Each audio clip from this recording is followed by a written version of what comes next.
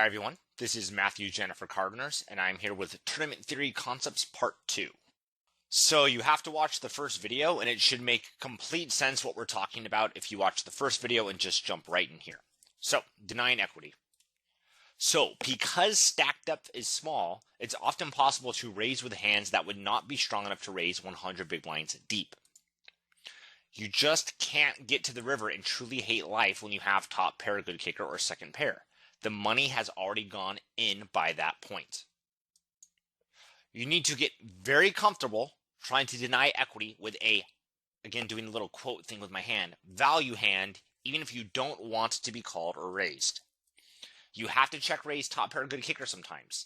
You have to bet middle pair aggressively sometimes.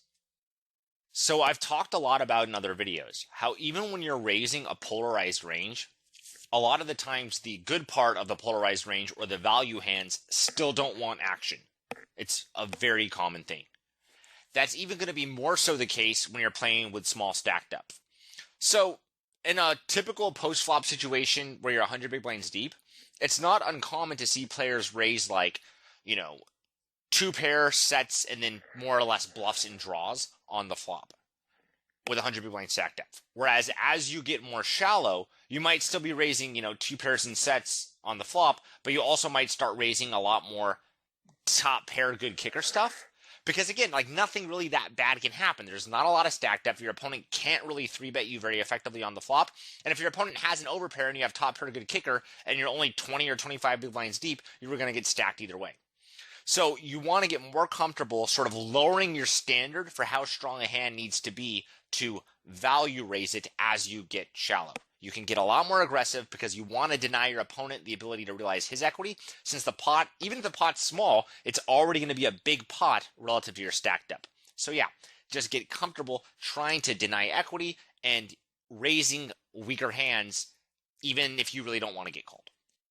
And again, just for further clarification, when I say weaker hands, I still mean it's part of the good part of your polarized range. I just mean it's like, a top pair without even top kicker rather than like a set or a two pair like you might be used to. All right, so now let's do a more difficult example. The clearest examples always make poker seem easier than it actually is, so let's try a tougher example with a less clear answer. A 15 big blind stack min raises on the button and you're in the big blind with king 7 off. The small blind folds. What do you do? Again, pause for a moment and think, and remember we're assuming no ante. Call. Again, since we're shallow, even though our equity is very much not robust with king 7 off, it's going to be really hard for our opponent to do much about it because there's just not enough stack depth to punish us when we do flop a pair. So this is a super straightforward call. Now the flop comes 8-7-3 with a flush draw. You check, villain bets 2.25 big blinds into a 4.5 big blind pot. What do you do? Pause for a moment and think. My thoughts? If we were 100 big blind deep, check calling king 7 off on a 8-7-3 board would be the easiest check call ever for me. I can't realistically imagine any villain I'd raise here against, so I would devote very little energy to this spot and focus on other tables. So what I mean by this is even if I was able to play on a site that allowed HUD, and I was playing on that site, I still would not look at my HUD and try to make my decision here because I only have so much focus and energy to go around. King 7 off with 100 big blinds deep on that board looks like such a straightforward call that I'm just calling against everyone and I'm focusing on other tables. But if we're only 15 big blinds deep pre-flop and villain bets 2.25 big blinds into a 4.5 big blind pot, after we call, the pot will be 9 big blinds with only 10.75 big blinds behind.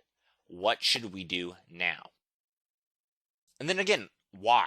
Pause for a moment and ask yourself why you think it's a call or why you think it's a raise. It might not be that straightforward. Don't just pick the answer for where you think I'm going with the video. Try to justify why you do what you do. All right, and I'm going to explain my thoughts on the next slide, but just know they're a bit more exploitative than the other stuff we've talked about. All right, so why I would likely raise. I think I could possibly stack my opponent when he bets the flop with 7x or 3x. He probably bets these hands more than he should since checking back to play a guessing game is scary. So I think people in general, for pretty much every type of poker, they tend to overbet like not actually overbet like a giant bet, but bet too frequently with hands that make, good checks because they don't want to play like the guessing game on a later street.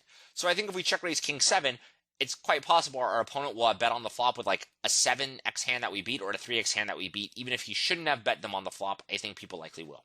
So check raising against them I think is pretty effective. He may call, since my check raise all in will often be perceived as a draw of some sort. So if I do make a big check raise all in on that flop, there was also enough draw that if he had a 7x or 3x hand, he's getting a good price, he has outs to 2 pair, he may end up calling with those hands because he also can put us on a draw. Number 2 is I want to push my opponent off his random 2 overcard equity. And this is probably the most important reason. So even if our opponent just has 2 overcards, he's going to outdraw us like a quarter of the time. That's huge relative to how big the pot is given our stack depth. So that makes me want to be very aggressive here. We don't have the luxury of being aggressive when we're 100 big blinds deep on the 8-7-3 board because our opponent can just call, and then we have to play a bloated pot out of position against a stronger range. Whereas here, since there's no stack depth, we don't really have that problem. We can check raise, hopefully stack our opponent if he has a weaker hand, or make him fold some hands that have 1 or 2 overcards. Lastly, going all in destroys his positional advantage and guarantees I get to realize my equity or win right now. And we've already talked about that before in previous examples. So, just to see the board again, I'm raising all in with king 7 off on the 8-7-3 board when my opponent bet 2.25 big blinds into a 4.5 big blind pot, and we had 15 big blinds pre-flop to begin with. That's a raise you would never make if you were deeper. All right. So what does Snowy think for these last 2 spots? Surprisingly, to me at least, Snowy thinks the EV of calling and raising for both these last 2 spots is about the same. So that includes the king 10 off spot from the previous video and this king 7 spot right now. It thinks calling is about 0.4 big blinds more profitable than raising. But what does Snowy think that I disagree with? So as I already said, I think this last hand example with the king 7 is kind of a close raise, whereas I think the king 10 off is like just a slam dunk raise. So what is Snowy doing that I disagree with? Well, first of all, it is tighter on the button than I think almost everyone is by a lot.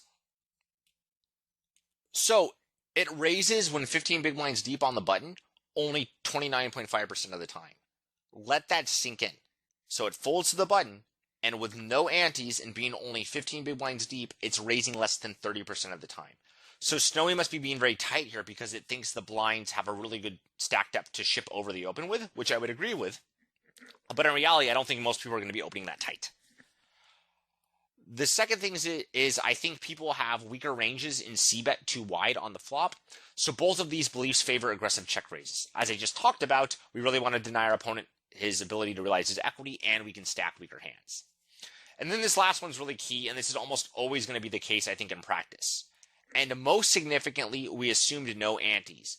With antes, and there more often than not will be antes, my guess is this is a super clear slam dunk check raise in both of these spots. So I've already said I'm pretty passionate about the check raising with the king 10. But think for a minute about how antes are going to affect this. The antes are going to make the pot bigger, and it's going to make the button open much more aggressively because there's now a significant amount of dead money added. So because of that, the button's opening wider and the pot's bigger. All of that's going to favor us to be able to check raise more aggressively with our pretty good hands, and it's going to encourage us to deny our opponent the ability to realize his equity because the pot's bigger.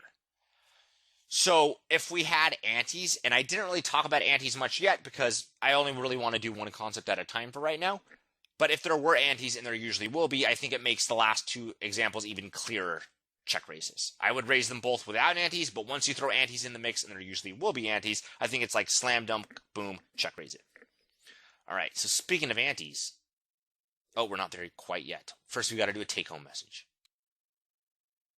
When stakes are small, it's much easier to play a capped range post-flop or a strong but not incredibly strong hand aggressively. Getting aggressive with strong but not incredibly strong hands is not only theoretically correct, but it will be especially effective against players who are opening too wide and or continuation betting too aggressively. Again, probably a very common mistake people are doing in tournaments. It's likely a huge chunk of the player pool. By emphasizing the right hands pre-flop for shallow stack depth, you'll make sure you more often have high equity hands post-flop. So all this stuff should be really straightforward by now. I don't really want to dwell on that. I do want to get into concept number 3. Antes matter a lot. Okay, hear me out. You are without a doubt right now thinking, well, yeah, of course antes matter. I knew that, and they pay you to make videos to talk about something so obvious? That's what I would think if someone was going to tell me antes matter as one of their concepts. But let me explain something with an example. I enjoy reading psychology and sociology books, and I'll often learn about a concept which seems like, well, duh, when anyone tells me it at first. Then I realize how ignorant I was about the concept once someone actually explains it to me. My guess is you're going to have this exact same experience with antes. All right, so let's continue with this silly example. For example, I'll read a book which discusses why humans care a lot about reciprocation, and reciprocation is returning good deeds or bad deeds someone else has done to you. So as I read the book which is going to tell me about reciprocation, I'm thinking, well, duh. The first few pages will discuss why and how humans evolved the desire to reciprocate. It'll give examples of it in everyday life, and then it will explain how it can potentially be used as a weapon to manipulate someone. All of this just seems really obvious. Like, why am I reading this? But then soon enough I'll be thinking, why am I reading this? This seems so obvious. Apparently I spoiled my own slide. Then suddenly we'll get to experiments and boom, I'll see how huge reciprocation is and how little I understood about it before. Because they'll show me experiments where they tried to get someone to reciprocate and it was just insane. My point is this. It's pretty easy to grasp the general idea of a concept without understanding its magnitude. Yeah, all of you cash game players watching this grasp antes matter. But my guess is nearly none of you understand how huge their impact is on how the game should be played. So it's the same deal with those psychology concepts. I get how reciprocation works, but oh man, was I way off with how big its magnitude is. You get how antes work, but you're way off with its magnitude, as I'm going to show you. Or at least I'm guessing you are. It wasn't until a high-stakes player hired me to literally just analyze his preflop ranges in ante games that I understood this. We were both way off in different ways for how antes affected preflop play. I was wrong with how aggressively we should open and call 3-bets. It was a lot more aggressive than I thought. And he was wrong with how aggressively we should 3-bet and 4-bet ourselves. It was a lot more aggressive than he thought.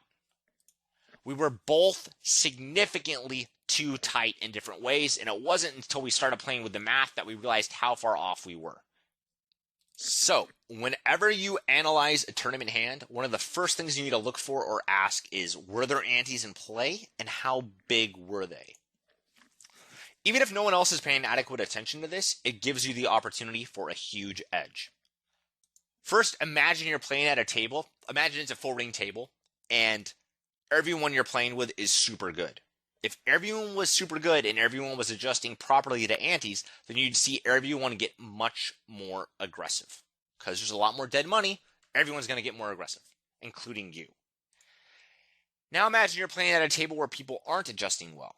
If others aren't adjusting well, then you can exploit them by getting silly, incredibly, ridiculously crazy. No, this is crazy with a K and alternating caps aggressive.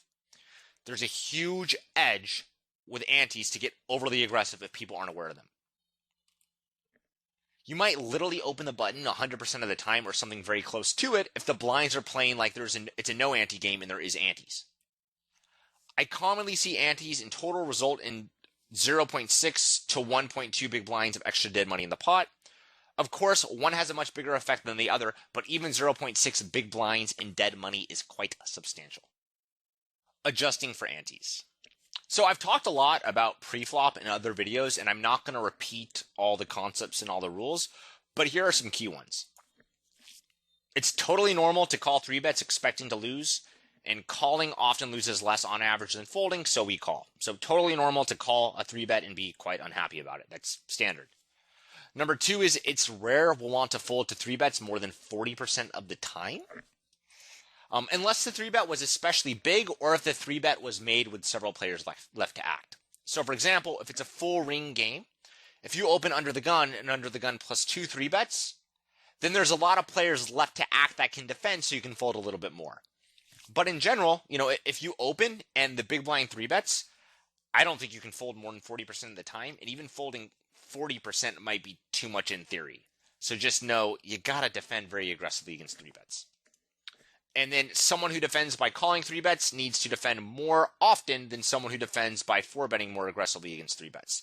So all this should be super straightforward. We're going to just power right through it. Pause on the screen if you need to. All right, so let's discuss this concept. Let's take a typical tournament situation. There are antes totaling 1.2 big blinds. You are in the button with 40 big blinds effective, playing against 2 very good players in the blinds. Discuss your opening range and sizing. I will edit this. I apologize. All right, yay for editing. 2 plus 2 would have been pissed if I sent them that paragraph. All right, so I'm not a tournament player. I've only really examined this spot with deeper stack depth. So intuitively, I don't have anything memorized here if I find myself in the situation I'm playing a tournament. But oh wait, I understand poker theory well enough to kind of get it, and I can make an educated guess here. So let's try to see how we'll play in the button in this spot where we're 40 big blinds effective and there's 1.2 big blinds in dead money, even though it's not like we've spent dozens, if not hundreds of hours really examining the spot pre-flop or post-flop. So what I would do and what I would not do. First of all, I'm going to open at 3 big blinds. I would not min raise. I think it's awful. It's bad without antes, I think, to min raise the button, but I think it's incredibly awful with antes. Yet that's what most people do, which is awesome, as we get a huge edge over these players. We can call tons in the big blind against their button min raises. So right now in tournaments, I think a lot of people have these really big leaks that they just do because everyone else does it. It happened with cash games too. Like if you look at how people approached and played cash games 5 years ago, much less 10 years ago, it's a lot different than now. But for cash game players, we kind of have like the superstar players that everyone can kind of look up to and learn from. Like everyone knows like Jungle Man or Ben Solsky or Galfond or, the list goes on of all these like incredibly good players where it's like, oh, they worked their way up the limit and we can learn from them. With tournaments, it's harder because, there's a lot more luck with who just wins a big tournament. So it's not really, from what I've seen, it's not as established to like the very top tournament players are compared to the very top cash game players. There's of course fantastic tournament players, but I don't think there's like a couple names that everyone looks up to in terms of tournament strategy in quite the same way as there are in cash games. So I think because of that, you see bad habits linger a little bit longer in tournaments. And one of those is people are min raising the button like crazy, even with antes, even though I think it's super bad. I would plan to defend at least 60% of my opening range against a reasonable size 3-bet. So if I open the button, I'm going to defend 60% of my range. Then I'd probably open at least 60% of hands and defend at least 60% of 60%, so 36% hands total against 3-bets. So I'm opening the button much more aggressively here because there's 1.2 big blinds extra dead money. And since I'm opening super wide, I have to defend against 3-bet super wide. This is just what I'm guessing, but again, it's an educated guess, which is good enough for me. Now, I know what a 36% range roughly looks like. It's a bit tighter than what I would open in the button without antes. So I think opening the button between 40 to 45% of the time is good without antes. So I know, hey, if I want to, defend 36% of hands total against a 3-bet in this case, that range is going to look pretty similar to my button opening range without antes, so I can take my button opening range, tighten it up a little bit, and it's a good rough estimate of what I want to defend. So, in other words, my 3-bet defending range on the button with antes is probably a little bit tighter than my button opening range without antes. So let that sink in how nuts that is. When there's antes, our 3-bet calling range looks close, in my opinion, to our button opening range without antes. But again, these are really big antes, and it's just a rough estimate. I also know since we're only 40 big blinds deep, I can emphasize hands without robust equity more aggressively than I could if we were 100 big blinds deep. We've already talked about that. So for example, I would not fold king 10 off, queen 10 off, or ace 10 off to a normal size 3-bet here. They're probably very clear calls. I would also mentally accept that most, if not literally all, of my 3-bet calling range is quite unhappy to see a 3-bet, but that's life. Optimal poker is very aggressive without antes, much less with antes that nearly double the amount of dead money in the pot. My analysis of my play. I think I basically just picked all the low-hanging fruit really quickly and will have a huge edge over most non-expert players here. I feel totally comfortable doing this in a tournament without any tournament experience. Most tournament players have not analyzed this spot in detail and are using really bad ranges and bet sizes. Think about all the ranges I need to make here if I wanted to have a memorized range like I do in cash games. Again, hopefully as you watch this, you're gaining more respect for really good tournament players. But I need separate ranges for no antes, antes that total 0.6 big blinds, antes that total 0.9 big blinds, antes that total 1.2 big blinds. And these ranges would change based on stack depth. That's just like an impossible amount of ranges to like deal with or memorize, right? To me, you're just going to want to learn from experience and have a good sort of fundamental understanding of what's going on, and then just make your range on the spot, because you can't memorize all these ranges like you can if you know you're 100 big blinds deep. It's odd because you often hear players get really excited when you talk about being like 300 or 200 big blinds deep, but I really don't think it's all that different if you're 200 big blinds deep compared to 100 big blinds deep. It's different, but not all that different unless it's like a 4-bet pot.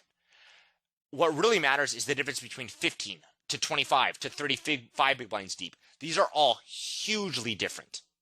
But again, it's not the stuff you always really see talked about, especially in cash games. People get all excited over the really deep play, when in reality, especially if you're playing tournaments, you'd want to get really good at adjusting based on, 15, 25, 35, all the different small, medium stack depths. All right, so more button versus big blind play at a glance. So the most important thing to do while playing was what we just did. Now let's do a bit of work away from the table. If the antes are 1.2 big blinds, how much do we win if we open in the button and the blinds fold? We're going to win 2.7 big blinds compared to the no ante 1.5 big blinds, so almost double. Again, it's huge. The difference is huge. If the button opens to 2.5 big blinds, most players do not open to 3 big blinds in tourneys, even with antes from what I've seen. And if the open is called by the big blind, the player who will almost always be the caller, the button is in a highly favorable position. So that's kind of a weird sentence, but all I'm saying is if we open in the button to 2.5 big blinds and the big blind calls, we're going to be in a really good spot.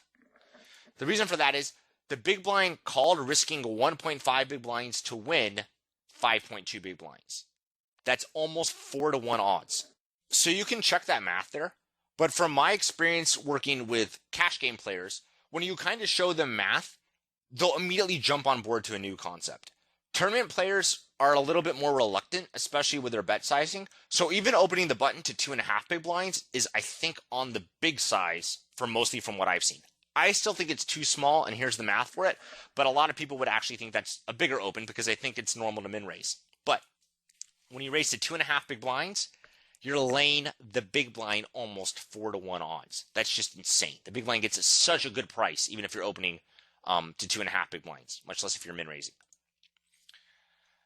Also keep in mind, the button has a linear range versus the big blind's extremely weak condensed range. The big blind's range should be super weak because he got such an incredibly good price. So because of that, the button's going to be in a really great position. So let's look at it from the button shoes when he got called. So the pot will be 6.7 big blinds total post flop if the button opens to 2.5 big blinds and the big blind calls.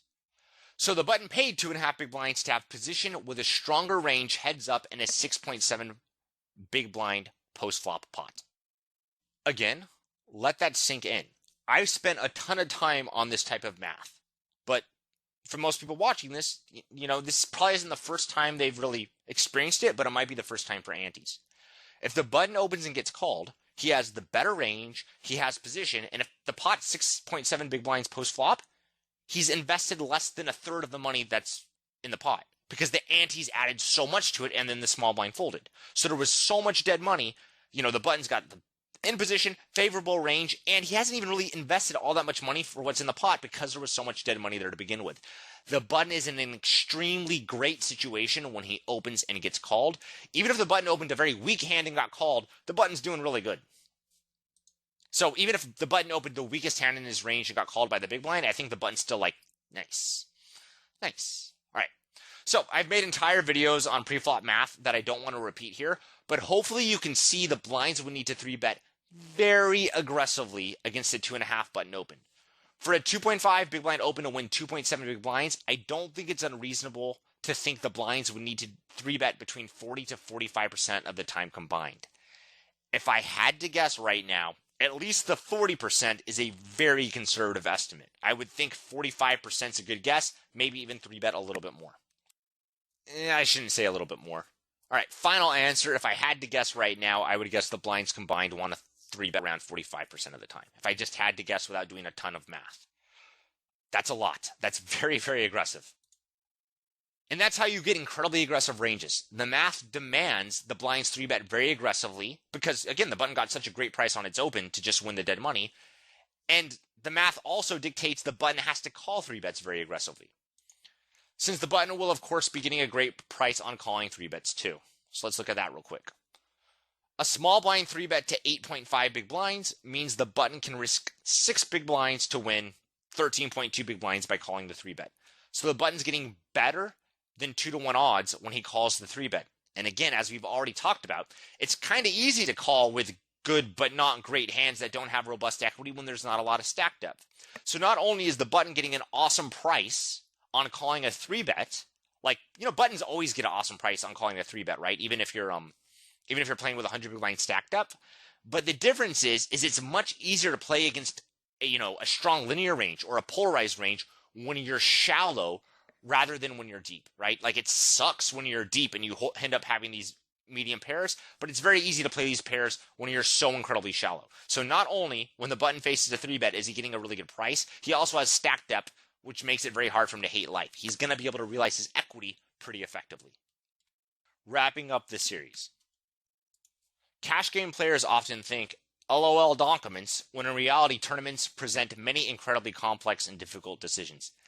I get it. There's been players that have won huge tournaments before that have no idea what they're doing, so it kind of adds to that like LOL donkiment atmosphere when you hear them giving advice. But tournaments are hard. Like, to play really good at them is not easy at all.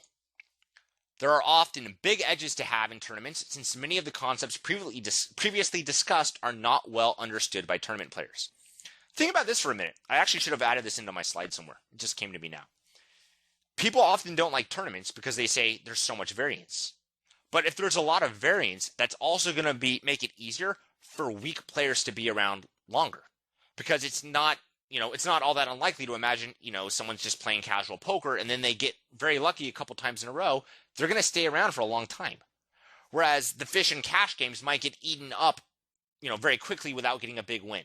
So there are some really big edges to have in tournaments. And even though I'd be the first one to admit I would kind of hate playing a game that felt like it was such high variance, in the long run, I could see that variance helping you because it will keep the skill level of your opponents lower. Whereas in cash games, there's going to be more good players, and you're going to get more accurate feedback to your skill level more quickly. So in addition to all the stuff we talked about, you also need to know all the other concepts for cash games to play tournaments well. You still need to understand how to double and triple barrel, when to bet, when to check, how to realize your equity, all of that stuff. All the concepts we've discussed influence the other concepts. Nothing's in isolation. So I might have explained it a little bit too quickly in the last slide, but just remember how I was in the last slide trying to say that even when the button gets 3-bet after opening very aggressively because there's antes, the button's getting better than 2-to-1 odds on his call. And there's not a lot of stack depth to punish the button when he makes a middle pair. And that's usually what the 3-bet calling range does, right? Like, that's why it sucks having to call against 3-bets, is because it's not because your hands don't have a good amount of equity or aren't getting a good price. It's just because, Queen 10, like, all right, it just doesn't make that many good hands. Jack 9 suited, it just, it doesn't make that many good hands. But when you've got short stack depth, it's easier to play those medium pairs. Maybe I shouldn't have used Jack 9 suited as an example because it can also make some really good hands, but at least for the medium pairs, they're a lot easier to play. So here's that concept written a little bit more cleanly. Remember how I showed the button gets better than 2-to-1 on his call after antes? Well, since he's shallow, now it's even easier for him to realize his equity against a polarized range. That was a lot easier. So we could easily spend an hour discussing this topic alone. All right, so thank you for watching. I hope you enjoyed this series. There are more concepts to discuss than the ones mentioned in this series, but I tried to mention what I thought was the most important and where I know me and my poker students were making the most mistakes. Please feel free to ask questions, give me feedback, or leave comments in the forums. Also, if you want more videos from me discussing tournament play, please let me know. I really don't know if people like these or if they'd prefer I just stick with cash or theory. So thanks for watching and good luck. Really appreciate it, everyone. Take care and good luck at the tables.